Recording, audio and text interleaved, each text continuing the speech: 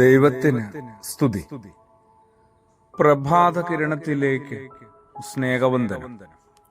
ഭാഗം 1721.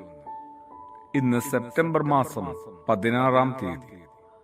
ഈ ആണ്ടിലെ 260-ാമത്തെ ദിവസത്തിലെത്തി.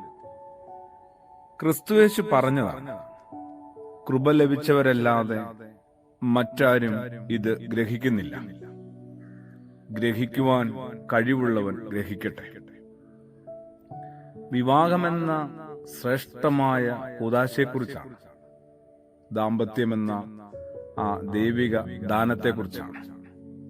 വിശുദ്ധനായ മത്തായി ശ്ലീഹായുടെ സുവിശേഷം 19-ാം അധ്യായത്തില് ഇപ്പോഴും ഇത് നമ്മളെ കാത്തുകിടപ്പുണ്ട്.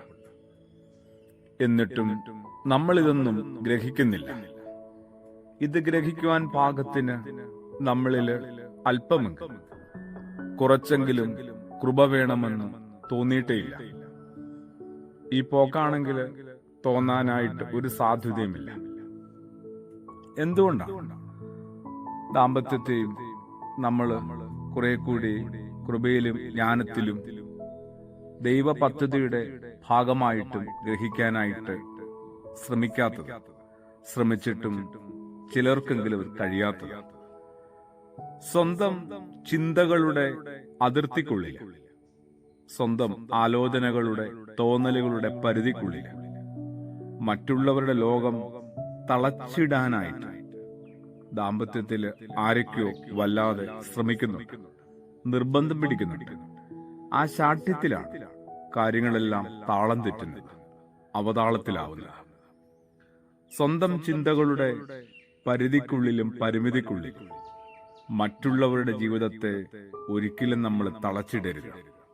അതൊരു വലിയ തകർച്ചയിലേക്കാണ് എത്തിക്കുക. ശരിക്കും ഇങ്ങനെയുള്ളവരെ ചൂഷകരെന്നാണ് വിളിക്കേണ്ടത്. സ്വന്തം വഴികളും സ്വപ്നങ്ങളും എല്ലാവരുടെയും ജന്മ അവകാശമാണ്. അങ്ങനെയൊന്ന് സ്വയം ഒന്ന് ബോധ്യപ്പെടാവും. എല്ലാവർക്കും സ്വപ്നങ്ങളിൽ ഉണ്ടാവണ്ട.